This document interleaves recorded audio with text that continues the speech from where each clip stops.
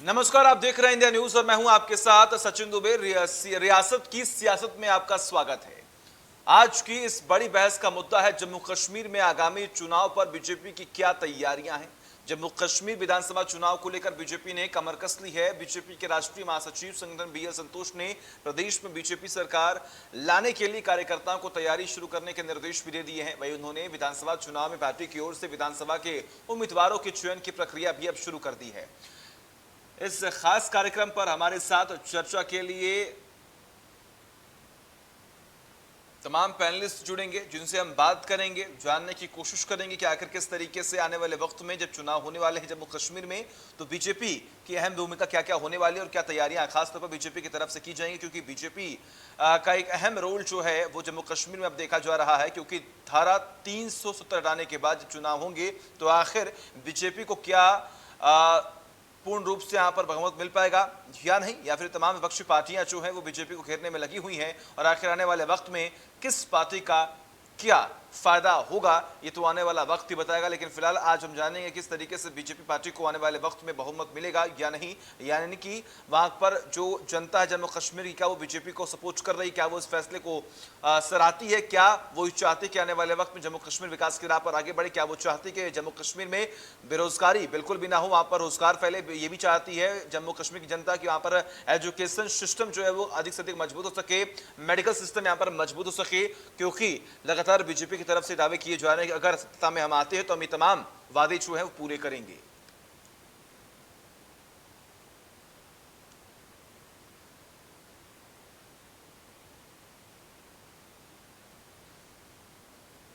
तो ये एक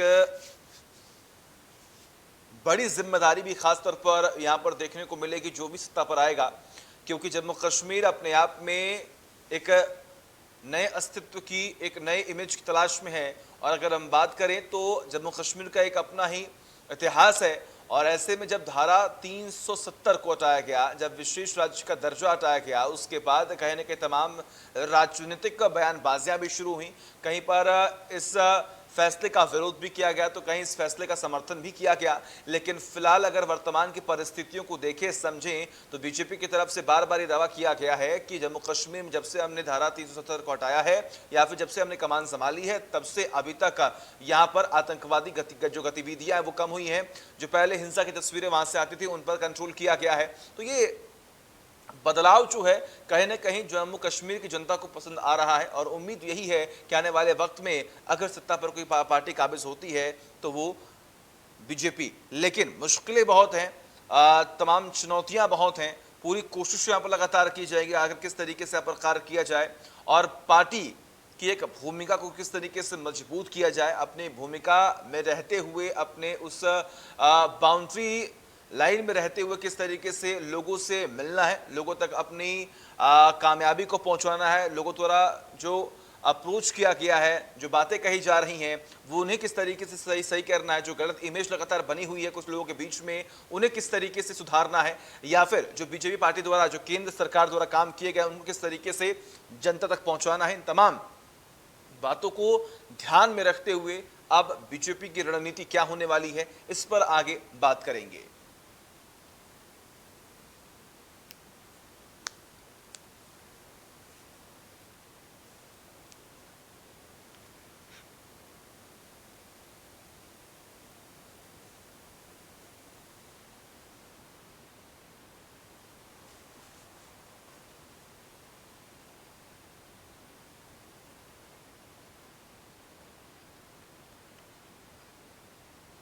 तो जम्मू कश्मीर में आगामी चुनाव पर बीजेपी की आखिर क्या तैयारियां हैं इस पर हम बात करेंगे। बीजेपी ने आगामी चुनाव के लिए अब कमर जो है वो कस ली है, लेकिन अब किस तरीके से लोगों को साधा जाए ये एक बड़ा सवाल है।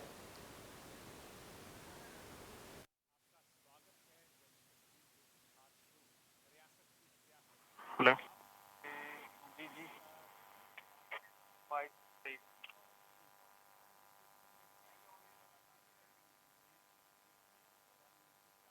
मतलब बाइक से सही रहता होगा।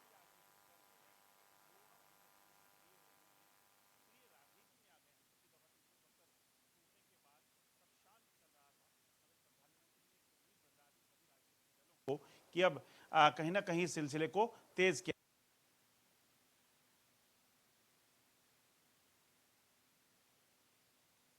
जाएगा। और खासतौर पे जम्मू कश्मीर में डिलिमिटेशन होनी है, ऐसे में डिलिमिटेशन के बाद चुनाव होंगे, ये तो साफ है। मगर डिलिमिटेशन के बाद क्या चुनावों से पहले जम्मू कश्मीर में जो स्टेट है स्टेटहुड वापस देगी, या जम्मू कश्मीर जो है जो असेंबली होगी वो यूनियन टेरिटरी के अधीन ही रहेगी, इस चीज़ को लेकर भी चर्चाएं तेज़ हैं। मगर आपको बता दूं, राजनीतिक दलों में जो तेज़ी आई है उसमें सबसे ज़्यादा कहीं ना कहीं जो हरकत देखी जा रही है, हलचल देखी जा रही है, वो बीजेपी में है। क्योंकि बीजेपी के जो राष्ट्रीय महामंत्री संगठन के हैं वो भी यहाँ पर BL संतोष जी, वो भी जम्मू कश्मीर में आए थे। उन्होंने भी लगभग कुछ दिनों तक जम्मू कश्मीर में जो है वो अलग अलग दलों के साथ, अलग अलग जो इनके नेता हैं उनके साथ मीटिंग्स की हैं, चाहे वो सोशल मीडिया के लोग थे, चाहे वो सीनियर लीडरशिप थी, चाहे वो मंत्री जो जम्मू कश्मीर में बीजेपी के नेता रह चुके हैं, वो सब थे। इसी पर बात करने के लिए हमारे साथ इस वक्त डॉक्टर निर्मल सिंह जी हैं। जी हाँ, आपको बता दूं कि जम्मू कश्मीर के पूर्व उप मुख्यमंत्री और बड़े वरिष्ठ नेता हैं। संगठन की खासतौर पे इनकी जो है काफ़ी इनको जानकारी है कि किस तरीके से संगठन काम करता है, क्योंकि बीजेपी में एक्टिव सदस्यता से पहले ये कहीं ना कहीं संगठन में भी काम किया करते थे। निर्मल सिंह जी, आपका स्वागत है। क्या समझते हैं, जिस तरीके से अब हलचल तेज हुई थी, प्रधानमंत्री ने ऑल पार्टी मीटिंग शुरू की, उसके बाद BL संतोष जी जम्मू कश्मीर आए हैं, ये समझ लें कि बीजेपी जब है अब चुनावी मोड़ पर आ चुकी है। देखिए, वो बात सही है, क्योंकि डिलिमिटेशन के बाद यहाँ पर चुनाव होंगे और उसके लिए तैयारियां तो ज़रूरी हैं, वो हो भी रही हैं।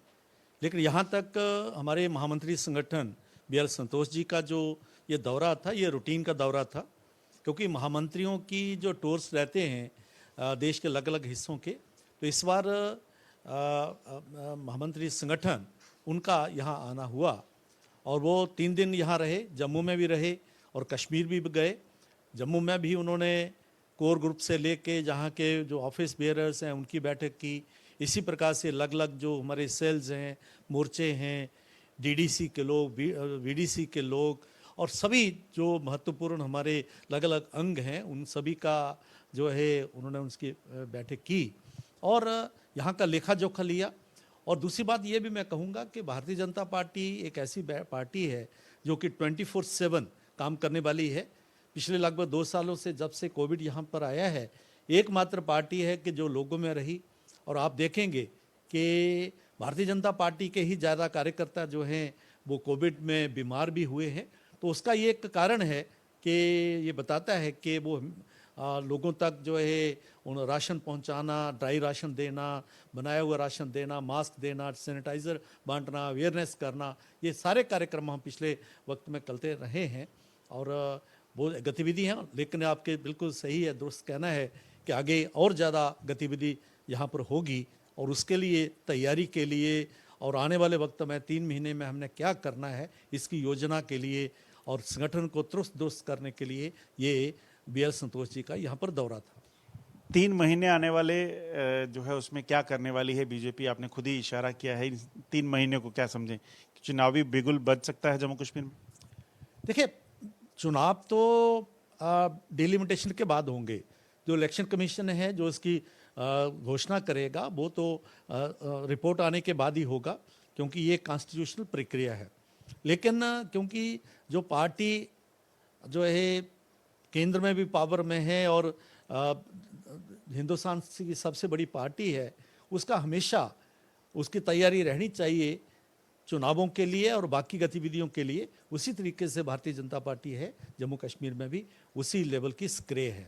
हम क्या समझे 3 महीने के बाद जो है अगले 3-4 महीने में लग रहा है कि डिलिमिटेशन की रिपोर्ट जो है वो आ जाएगी और उसके बाद चुनावी बुगल बच जाएगा, क्योंकि हम कुछ एक जो सूचनाएं मिल रही हैं उसके मुताबिक मार्च-अप्रैल तक चुनाव होने की संभावना बता रहे हैं। हाँ, क्योंकि डिलिमिटेशन कमीशन जो आया था, फुल कमीशन जब यहाँ पर आया, उन्होंने लोगों से भी मिले, हम भी उनसे मिले थे और उसके बाद मीडिया के को उन्होंने रूबरू होते हुए उन्होंने जैसे कहा था, जो मेरे ध्यान में आई बात कि मार्च तक वो रिपोर्ट दे देंगे।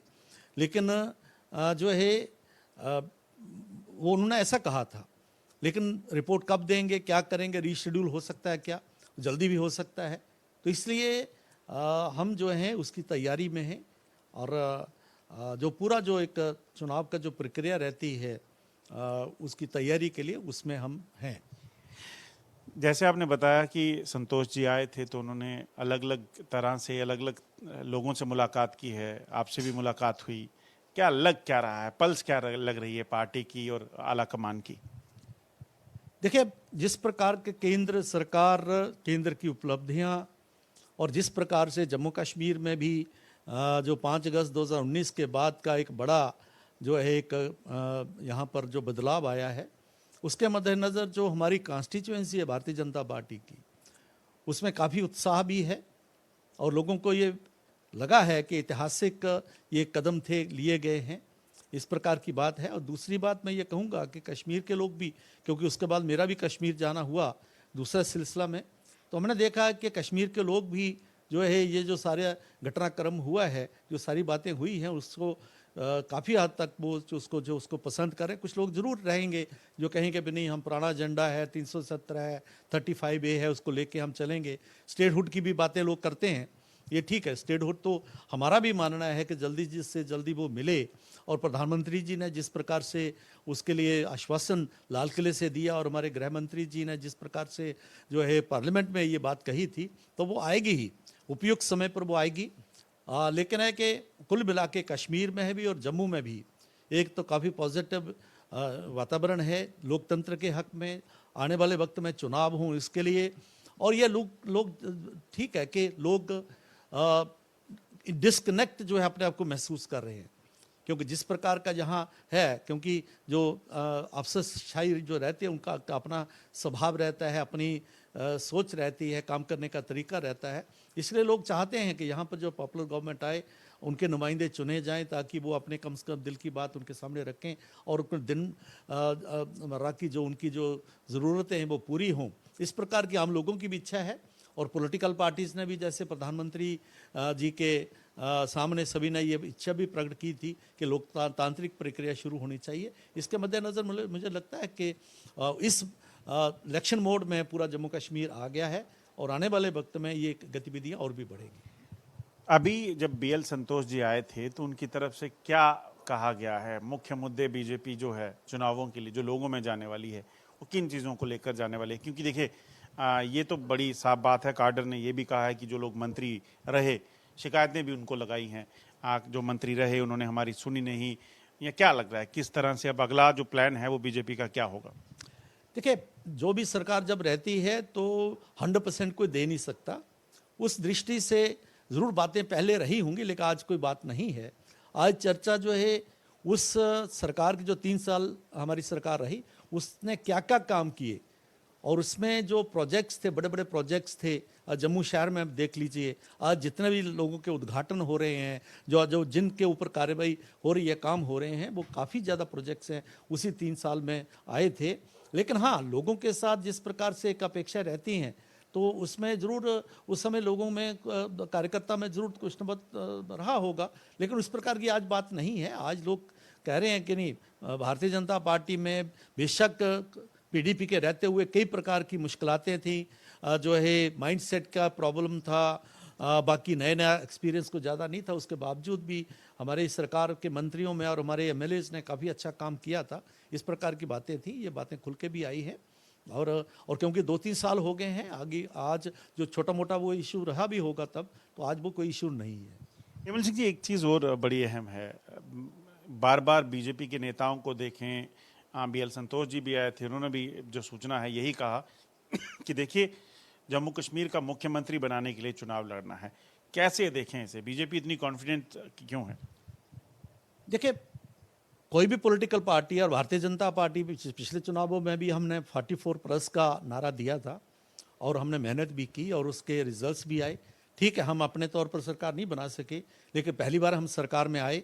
जम्मू कश्मीर के लोगों ने विशेषतौर पर जम्मू में 25-26 सीट्स में भारतीय जनता पार्टी को दी हैं, तो इसलिए वो एक हमारा अनुभव भी है और पार्टी को भी काम करते हुए लोगों ने देखा।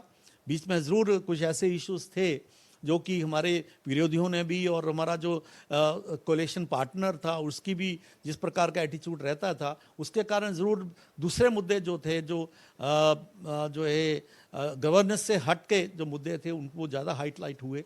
चाहे वो रोहिंग्यास की बात थी, चाहे जैसे कश्मीर में आपने देखा कि बीफ पार्टी के नाम पर, सैनिक कॉलोनी के नाम पर जो कश्मीर में बन रही है, तो वो सरकार ना चले, इस प्रकार की कोशिशें हुई यहाँ पर।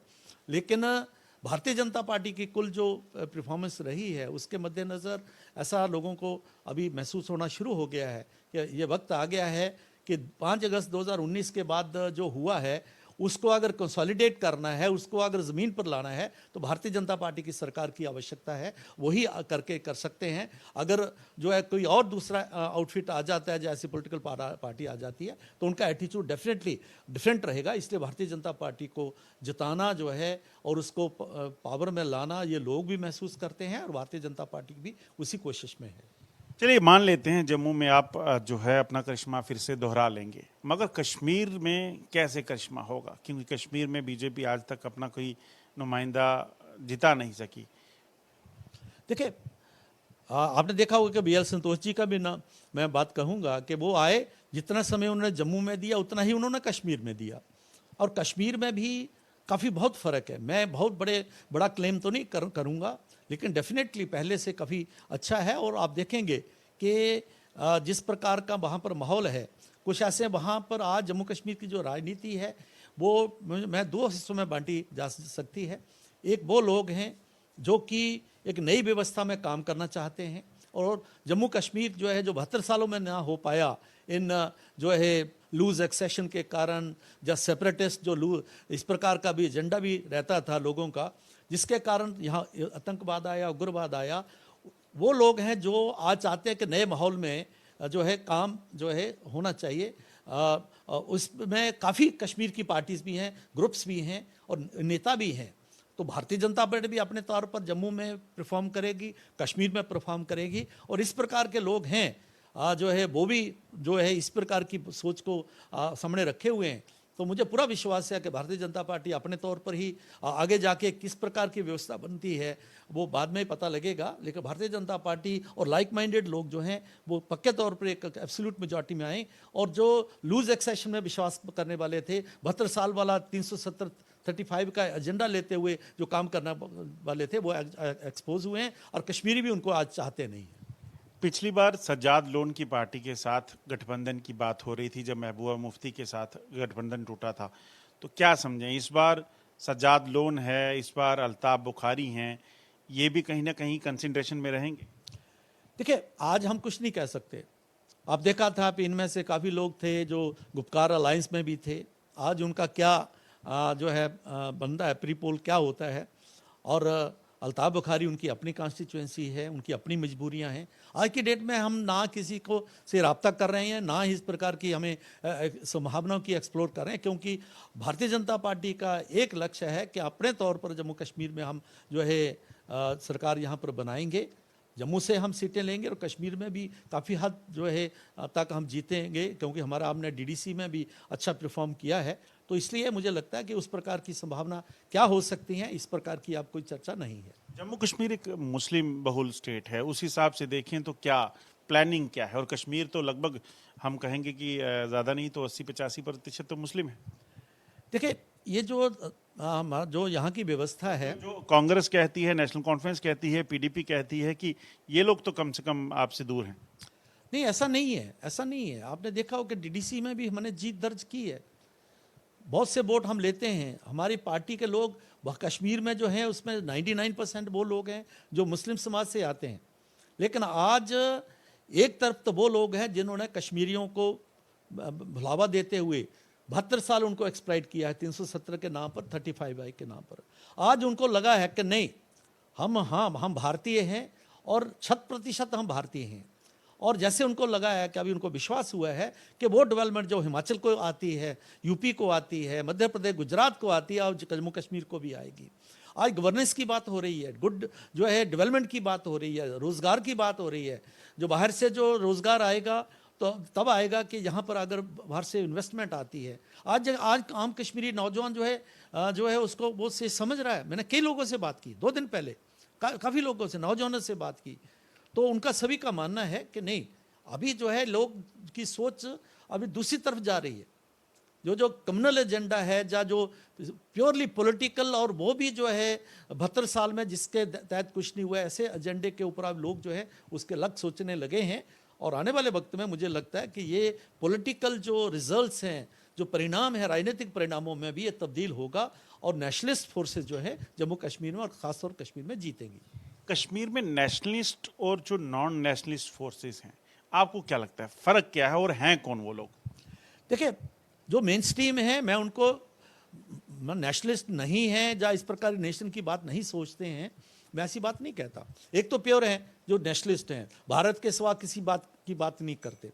लेकिन एक दूसरा है जो मेन स्ट्रीम में आता है, जो सॉफ्ट सेपरेटिस्ट है, जो कभी जो है सेल्फ रूल की बात करता है, ऑटोनॉमी की बात, रूल की बात करता था, कभी वो करता था रीसेटलमेंट एक्ट करके यहाँ से लोग चले गए वापस लाने की बात करता था। लेकिन उधर से जो वेस्ट पाकिस्तानी रिफ्यूजीज़ को उनको हक, वाल्मीकि को हक देने की बात, उनको हक देने की बात नहीं करता था। एक सेट एजेंडे के तहत काम करते थे। हाँ, भारतीय संविधान के अंतर्गत वो काम करते थे, लेकिन ये जो उनकी एक मंशा थी, जिसके कारण जो है जो मेन स्ट्रीम जो जिस प्रकार की सोच होनी थी उनकी नहीं थी, तो एक तरफ वो लोग हैं।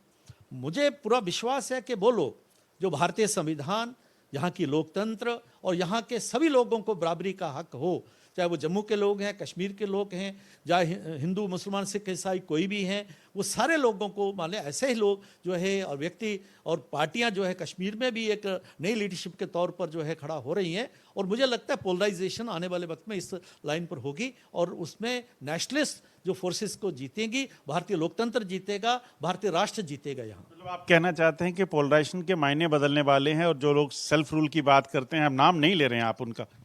हाँ बिल्कुल, क्योंकि पहले तो अभी भी वो उसको कम्युनल एजेंडे पर लाने की कोशिश करेंगे।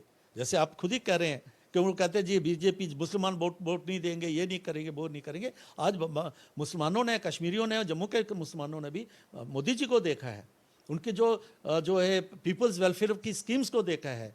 अगर राशन मुफ्त मिला, सभी को मिला। अगर लोगों को जो है अगर मुफ्त दवाई मिल रही है, या आयुष्मान भारत के बीच में आ रहे हैं, सारा कोई आ रहे हैं, घर में PMAY आया, सभी के लिए आया है। गैस मिली, किसी हिंदू मुसलमान के या रीजन के बेस पर कोई ऐसे विभाजन नहीं हुआ है, तो उन्होंने देखा है। मगर महंगाई भी तो हुई। हाँ, महंगाई देखिए, महंगाई तो उसके जो है कई कारण हैं, बिल्कुल हैं। लेकिन आप देखें, जैसे तेल की बात की होती है, आप पहले कंपैरिजन करें, ये 3% जो पहले सालों में बढ़ी है, जब इस बार भी उसमें जरूर बढ़ोतरी जरूर हुई है, लेकिन वो इंटरनेशनल और कोविड के वक्त जब ग्रोथ रेट बिल्कुल समाप्त हो गया है और प्रोडक्शन खत्म हो गई है, और तेल जो है उसकी कीमतें कम ज़्यादा करना हमारे हाथ में नहीं है, वो मिडिल ईस्ट से आता है और लोग अपने तरीके से वो करते हैं, तो इसलिए उसका इम्पैक्ट यहाँ पर है। वो आपको क्या लगता है चुनावों में इन चीज़ों का असर झेलना तो पड़ेगा कहीं ना कहीं? आप रूल में कर रहे हैं, केंद्र में आपकी सरकार है, जम्मू कश्मीर में आपके राज्यपाल हैं।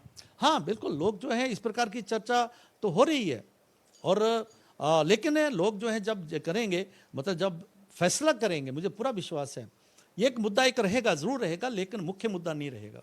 क्योंकि लोग जो हैं पक्के तौर पर जम्मू कश्मीर में भारत को चुनेंगे, भारत के लोकतंत्र को चुनेंगे, पूर्ण जो विलय हुआ है उसको चुनेंगे, जहाँ पर झंडा गया है उसको भी चुनेंगे, जहाँ पर अलग संविधान गया है उसको भी लोग देख रहे हैं, और जो पीपल्स वेलफेयर की स्कीम्स हैं इस पूरे 6-7 साल में उसको भी लोगों ने देखा है। और कोविड के वक्त जो है जिस प्रकार से सरकार ने और जम्मू कश्मीर में पार्टी ने दोनों के सहयोग से, केंद्र सरकार और बीजेपी ने जो काम किया है, लोग उसको भी मद्देनज़र रखेंगे, और लोग जो हैं अब देखेंगे कि लोग जो हैं भारतीय जनता पार्टी को थम्पिंग मेजॉरिटी से लाएंगे।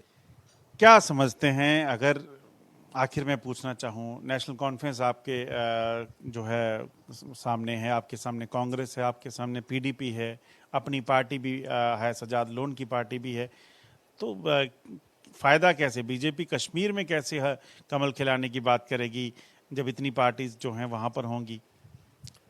देखिए, बिल्कुल, जैसे पीछे DDC का मैं आपको उदाहरण दूंगा, ये DDC में इकट्ठे थे, लेकिन उसके बावजूद अगर अलग अलग इनकी सीट्स ली जाए जम्मू कश्मीर में, तो भारतीय जनता पार्टी नंबर 1 की पार्टी आई है। ठीक है, हाँ, जो गुपकार लाइंस को इकट्ठा करें तो जरूर उनके सीटें ज़्यादा हैं। यही तो इकट्ठे हो सकते हैं, कैसे कॉम्पिटिशन? हाँ, इकट्ठे होंगे, लेकिन लोग इन्होंने इनको काम करते हुए देखा है। इनके चीफ मिनिस्टर थे, इनकी सरकारें थी, और 3 साल में भी जिस प्रकार से हमने भी काम किया है, जम्मू के लोग उसको भी जानते हैं। और जम्मू के लोग इनको कभी भी वोट करने के लिए तैयार नहीं होंगे कि जम्मू के लोग जो नेशनलिस्ट हैं, और कश्मीर के लोग भी इनको नहीं मानेंगे क्योंकि उनको इन्होंने गुमराह किया है। वो भी आज मेन स्ट्रीम में विश्वास करते हैं। चुनाव जो हैं इस चीज को लेकर लगता है कि कश्मीर में लड़े जाएंगे, कि बीजेपी ने क्या काम किए हैं, क्या इस चीज या ये चीज बताई जाएगी कि आखिरकार ये लोग किस चीज के लिए, इन्होंने पिछले सालों में क्या काम किए? देखिए, हमारी कोशिश रहेगी कि एक सही डिबेट यहाँ पर हो, क्योंकि चुनावों का वक्त जो होता है ये एक लोकतांत्रिक जो है परिचर्चा के लिए भी होता है। तो हम इनको पूछेंगे, अगर ये बात करेंगे 370 की या 35, हमको पूछेंगे बताओ आम आदमी को, जम्मू कश्मीर के आम आदमी और खासतौर कश्मीरियों को जिनको गुमराह करते हो, क्या फायदा गया 370 का? आपने कितने लोगों को रोजगार लाए, कितनी यहाँ फैक्ट्रीज लगी, कि उग्रवाद कहाँ से आया? 370 को छोड़ेंगे नहीं आप? नहीं, हम नहीं छोड़ेंगे, ये खड़ा करेंगे ना, तो हम इनको पूछेंगे। और दूसरा, हमने जो 7 सालों में केंद्र सरकार ने जो किया, और हमने जो है भारतीय जनता पार्टी ने 3 साल यहाँ पर किया, और जिस प्रकार से गवर्नर रूल में भी जिस प्रकार से जो है यहाँ काम हो रहे हैं, ज़रूर कुछ कमियां तो होती हैं, हर रूल में होती हैं, तो उसके मद्देनज़र मुझे लगता है कि ठीक चर्चा होगी, डिबेट होगी। इस बार जो है इनके जो भुलावे में लोग नहीं आएंगे, और लोग सही चुनावों में निर्णय लेंगे, और भारतीय जनता पार्टी अपने तौर पर सरकार बनाएगी। अपनी पार्टी का जो स्कोप देखें तो बीजेपी के प्रति उसका बड़ा एक सॉफ्ट सा वो रहता है, क्या समझे? लगातार इल्जाम तो लगते रहे आपकी भी पार्टी है, क्या चुनावों के बाद ऐसा कुछ दिखेगा? देखिए, उनका भारतीय जनता पार्टी के बारे में तो नहीं, क्योंकि कभी मैंने उसकी सुना नहीं है, स्पीच नहीं सुनी। पक्ष तो कहता है। हाँ, नहीं, उन्होंने भारतीय जनता पार्टी को बड़ा वो पे हम ये करेंगे, हम इकट्ठे हैं, इस प्रकार की बात नहीं है। लेकिन उन्होंने, अपनी पार्टी ने जम्मू कश्मीर में जो केंद्र ने, हमारे प्रधानमंत्री नरेंद्र भाई मोदी जी ने जो किया है, उसके वो अप्रिशिएट उन्होंने किया है कि, और उन्होंने इसके पीछे वजह क्या समझे? बीजेपी के प्रति झुकाव, या वो उन्हें लगता है कि नरेंद्र मोदी के नाम को कैश कर सकते?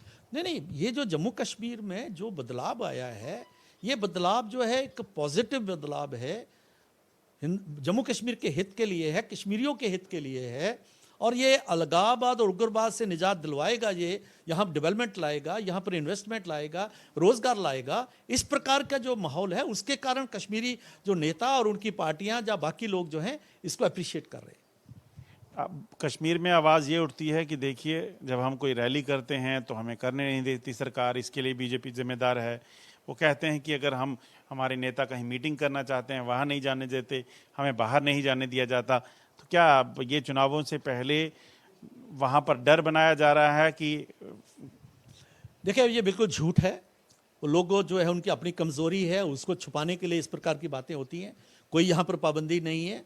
जैसे भारतीय जनता पार्टी अपनी बैठकें करे, बाकी कर रहे, हाँ ठीक है, कोविड के कारण हो सकता है कोई रिस्ट्रिक्शन सरकार की, राज्य सरकार की तरफ से होंगी, या और कोई इशू हो सकता है। लेकिन हाँ, और ये हो सकता है कि वो फिर 370, 35A उग्रवादियों को किस प्रकार जो माहौल को बिगाड़ने के लिए, पत्थरबाजी के लिए वो कोशिश करें इसके कब्र में, तो वो जरूर सरकार जो सतर्क होगी, जो होना भी चाहिए। लेकिन लोकतांत्रिक प्रक्रिया के लिए जो कोई मनाही नहीं है, और पूरा हर प्रकार से ये लोग जा ही नहीं रहे, यानी ये डर भी रहे हैं ना, लोगों को फेस नहीं कर पा रहे। ये कहते थे भाई अगर 370 गई तो हाथ ही नहीं जलेंगे, जिस्म जल जाएंगे। कहते थे चाइना की मदद से, फारूक साहब कहते थे हम 370 वापस लाएंगे, कि तिरंगे को कोई कंधा देने वाला नहीं होगा। और हम देखते हैं कि चिड़िया भी यहाँ पर जो उसने पर नहीं मारा, इतना सब कुछ होने के बावजूद भी। और ऐसा नहीं है कि वहाँ पर अगर लोग चाहते, उनमें ये होता तो हो नहीं पाता था, हो सकता था। लेकिन लोगों ने कहा कि बहुत अच्छा हुआ। मैं अभी पीछे गया था, मैंने कई पुलिस वालों को पूछा, आम लोगों से पूछा, मैंने क्या, कहते बहुत अच्छा हुआ, इनसे तो निजात मिली हमें। ये हमेशा हमें गुमराह करते थे, ये आम कश्मीरी की आज आवाज़ है वहाँ पर, इसलिए इनकी बात के ऊपर जो है कोई जाता नहीं। ये पहले एक पूरा जो है एक सिस्टम था, इनका जो काकस था, अलगाववादियों से मिलकर हुर्रियत के लोग थे, पत्थरबाजी थे, जमायत इस्लामी के लोग थे, जे पूरा एक जो है एक सिस्टम काम करता था, जो सिस्टम टूटा है। और जिसके कारण इनकी जो है जो हवाला का पैसा था, वो जो उसमें से सारे माहौल को बिगाड़ने में काम करता था, वो भी टूटा है। और इस कारण से जो व्यवस्था में जो बदलाव लाया है, और इसके इनके जो सिस्टम जो उसको जो तोड़ा है उसके कारण आज लोग जो है अपने आप को रिलीव्ड महसूस कर रहे हैं और इसी कारण से वहाँ पर इस प्रकार की आवाज़ नहीं है। तो इसलिए मुझे लगता है कि आने वाले वक्त में लोग पॉजिटिवली आगे बढ़ेंगे, ऐसा मुझे पूरा विश्वास है। एक आखिरी सवाल, महबूबा मुफ्ती के साथ आप बिल्कुल साथ कुर्सी पे बैठते थे जब वो मुख्यमंत्री थी, उससे पहले मुफ्ती मोहम्मद सईद थे। आपकी पहली प्रेस कॉन्फ्रेंस मुझे आज भी याद है। क्या लगता है जम्मू कश्मीर में बीजेपी सरकार बनाएगी तो फिर इस तरह से, या फिर कहीं ना कहीं सोचा है कि कौन लोग हो सकते हैं साथी?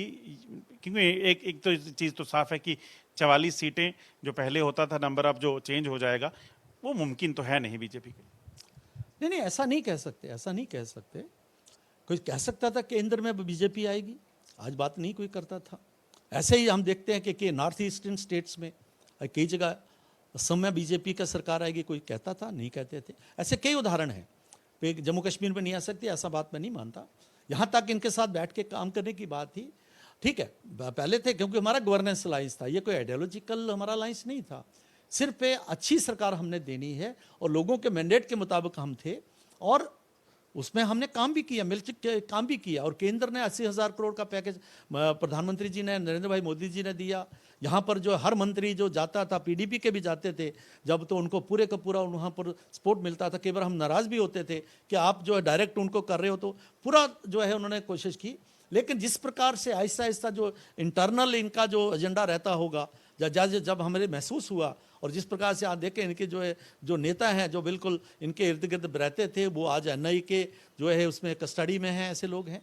और ये भी आज जो पाकिस्तान की भी बात करते हैं, तो इस प्रकार की बात तो नहीं चलेगी ना। हमारे वक्त है, ठीक है, मुफ्ती साहब ने एक बार जरूर कहा था, पहली कॉन्फ्रेंस से धन्यवाद किया था इलेक्शंस के बाद उसका पाकिस्तान का, तो और मैंने वॉकआउट किया था, मैं उठ के चला गया था, आपने भी देखा होगा। लेकिन उसके बाद हमने उनको बोलने नहीं दिया उस लाइन पर 3 साल। लेकिन उसके बाद जो रसाना के बाद इस प्रकार की जरूर बात आई और मुझे लगता है कि आज वो एक तो कारण था क्योंकि वो व्यवस्था ऐसी थी, वहाँ पर इनकी आइडेंटिटी क्राइसिस था कश्मीरियों को कि हम क्या हैं, क्या हम पॉलिटिकली हम जो है क्या हैं। आज उनको लगता है कि हम 100% भारत की व्यवस्था में हैं, उसी में रहना पड़ेगा। तो वो जो एक कन्फ्यूजन था, मुझे लगता है वो भी क्लियर हुआ है। तो अभी वो बात होने वाली नहीं है। भारतीय जनता पार्टी की सरकार आती है तो वो किसी को भी अलाउ नहीं किया जाएगा। शुक्रिया। उम्मीद करते हैं कि अगली बार चुनाव में जो है आप अकेले ही जो है सरकार बना पाएं, मगर ये वक्त बताएगा। और आज के इस खास शो में बस इतना ही। कल आपके सामने फिर हाजिर होंगे रियासत की सियासत के एक खास शो के साथ। तब तक के लिए नमस्कार।